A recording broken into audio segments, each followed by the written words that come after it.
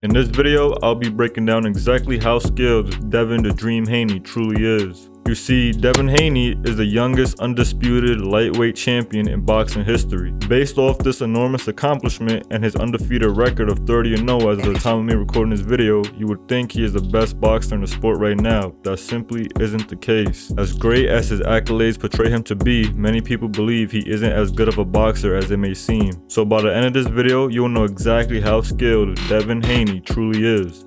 Let's get into it. The way I will break down exactly how skilled Devin Haney truly is by breaking down his strengths and weaknesses. Let's start off by breaking down his 4 biggest strengths. The first strength we will get into is a very important one, which allows him to fight the way he does, and that is his ability to be very effective from the outside. When I say outside, I mean the distance where long, straight punches are best used, and this is Devin Haney's bread and butter. Devin's ability to be very dominant from the outside is due to these 3 simple skills. The first is his very effective sharp jab. Devin Haney has arguably the best jab in boxing right now. It's one of the main reasons he wins his fights. You see, Devin Haney uses a low lead hand stance, which causes his jab to come from below his opponent's eye level, like an up jab. That's what it's called. This is important because punches that come from below your opponent's eye level are more difficult to see coming, and if they're more difficult to see coming, that means they're harder to defend, and if they're harder to defend, that means they're easier to land. The second reason Devin Haney is so good from the outside is because he uses probes and head controls extremely well. For those of you who don't know what probes are, they're simply a way of measuring distance or controlling space by sticking your hand out or throwing somewhat of a soft punch with no intention to hurt your opponent, but to measure distance or control space, and this punch is usually a jab. And head controls are self-explanatory. You just stick your hand out and frame it on your opponent's head to control their head, and if you control their head, you can control their movement. Devin also likes to mix up how he follows up his probe by using it to step in with a hard, sharp uppercut afterwards, or simply just throwing a combo off of it. So the fact that Devin Haney mixes in probes with his already effective sharp jab makes it very difficult to get close to him, and then once you add in those head controls as well, it makes sense why he's so dominant from the outside. Also, if you add in the fact that he's usually the longer fighter as well, this gives him another advantage when it comes to fighting on the outside. The next skill set that makes Devin Haney so good from the outside is his ability to maintain the distance. When I say maintaining the distance, I simply mean Devin Haney's ability to stay furthest away from his opponent but still be able to hit them. Maintaining the distance is very crucial to being an effective outside fighter, and Devin Haney is great at doing so.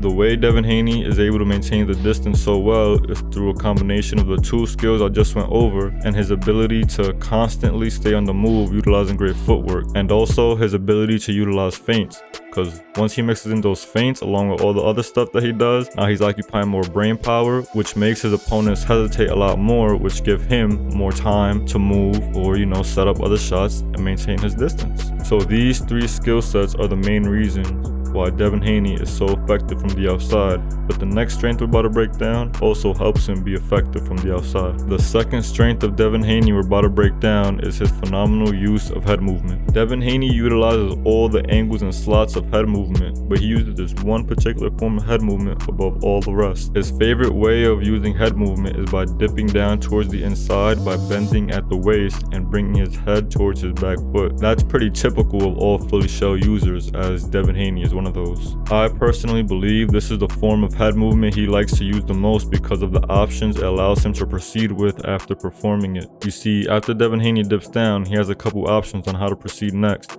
For example, if he's in good position, he could come back up with a counter shot, or if he's on the bad end of an exchange, he could pivot out and reset, or he could get on the inside and smother the rest of his opponent's attack. We'll dive deeper into Devin's inside game later on in the video. So this use of head movement is key to Devin Haney's defense, and it also helps him utilize his next strength. The third strength of Devin Haney is his ability to be a great counterpuncher. To be an effective outside fighter, you have to be a great counterpuncher, and Devin Haney is no exception. He understands this very well. What makes Devin Haney's counterpunching so good is a combination of a few things. First is something that I touched on earlier, which is the fact that he is usually longer than his opponents, which gives him a great advantage because it allows him to be able to hit them at a distance where he cannot be hit. Secondly is also another skill I went over earlier, and that's his ability to maintain the distance. This is absolutely crucial for being a great counterpuncher, because if you're maintaining the distance, that means you have time to see punches coming and react accordingly. And lastly is his use of head movement that we just went over, and this is crucial because it allows him to make his opponents miss while simultaneously putting himself in position to be able to hit them. So when you add these three skills together, you create a great counterpuncher like Devin Haney. The last strength I will break down is something mostly everybody hates about Devin Haney, and probably yourself too, and that is his frequent use of clinching. Now hear me out, I know what you're probably thinking right now.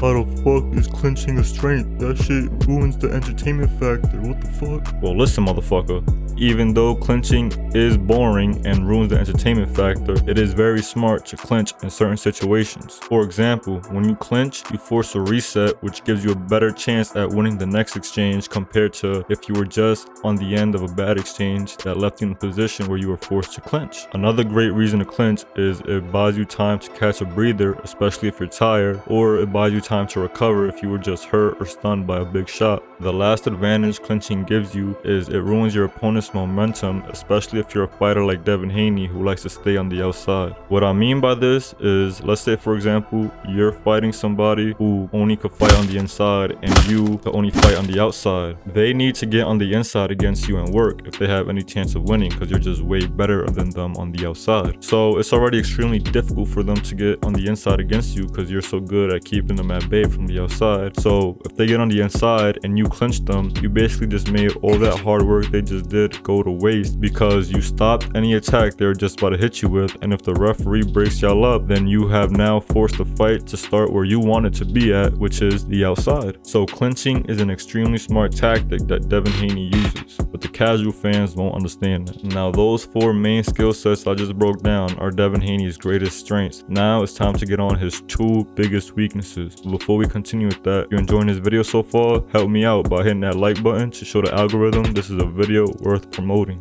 So the first and biggest weakness Devin Haney possesses is a complete lack of inside game. This dude Devin Haney cannot fight on the inside. If you watch any of Devin Haney's fights, you can see clear as day when somebody gets past his jab and tries to fight on the inside, he immediately goes to start clinching them, which is very smart if I'm being honest, because of the advantages clinching affords you, especially when you're a fighter like Devin Haney. But this doesn't take away the fact that he needs to develop an inside game. You see, Devin Haney needs to develop an inside game because that lack of inside game will come back to bite him in the ass, especially against this level of competition that he's now fighting. And if we're being 100% honest, that time already came when he just fought Lomachenko. You see, Lomachenko exploited his weakness of him not being able to fight on the inside. As soon as Lomachenko got past his jab, he would go to work, and Devin Haney would just either clinch or duck below the waist. But to his credit, in that last fight, he did look slightly better on the inside because he was throwing little short uppercuts to the body. But that is not enough of an improvement to where he needs to be to compete with these other guys that's on this level. So yeah, Devin Haney cannot fight on the inside, and he needs to fix this immediately if he wants to stay undefeated. Because if you come across Tank, that shit is a wrap. Even Shakur is good on the inside. He'll expose that shit immediately, just like Lomachenko did. Now let's move on to his second weakness, which is his complete lack of punching power. If Shakur has pillow hands, then this man Devin Haney has feather hands, because this dude can't hurt a fly. Yeah, he got 15 knockouts on his record, but those is coming from dudes they found off the street that they just gave a pro license to and told him to box. When he faced real competition that are actual, legitimate, real professional boxers that are actually validated, he ain't hurting them, bro. He's not hurting them. I haven't seen him hurt a legit boxer. If you have, send me the link, because I haven't seen it. As we all know, punching power is genetic, but it can be improved by training. Not by very much, but it still can be slightly improved. But you see, there is one thing about Devin Haney that prevents him from punching with his maximum power.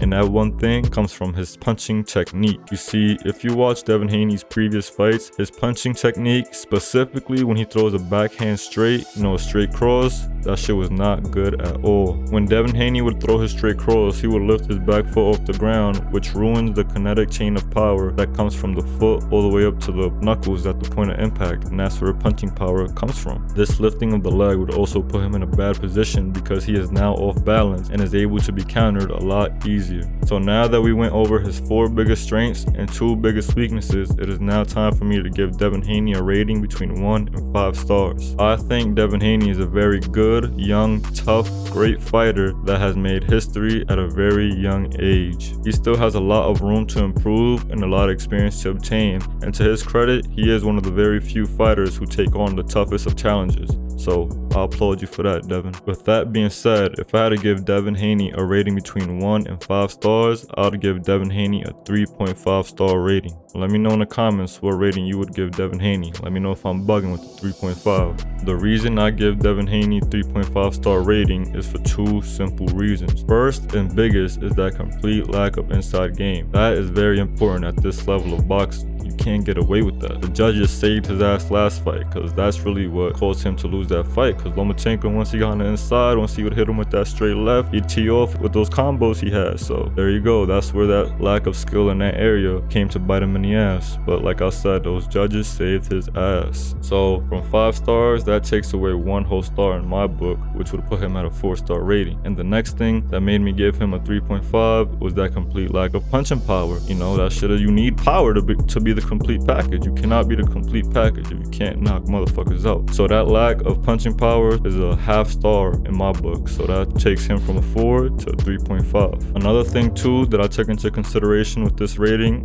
is his skill sets compared to other top guys around him, specifically Shakur Stevenson. I think Shakur Stevenson is on another skill level compared to Devin Haney. Like, Shakur is up here, Devin Haney is right here. So if I think Shakur is better than Devin Haney, and I think Shakur is a 4-star fighter, I can't put Devin Haney as a 4-star as well, because that would mean they're the same level. But I think Shakur is better. So even though in my last Shakur video I gave him a 3.5 star rating, I dragged it with that. I might have been too harsh. I really think he's a 4-star rating. So for those reasons is how I arrived at 3.5 stars for Devin Haney. Let me know in the comments what you think. Devin Haney and Shakur Stevenson would be an amazing chess match to watch. I know for a fact all fans of the Sweet Science would pay great money to see that fight happen. Click on this video right here if you want to watch my breakdown on Shakur Stevenson.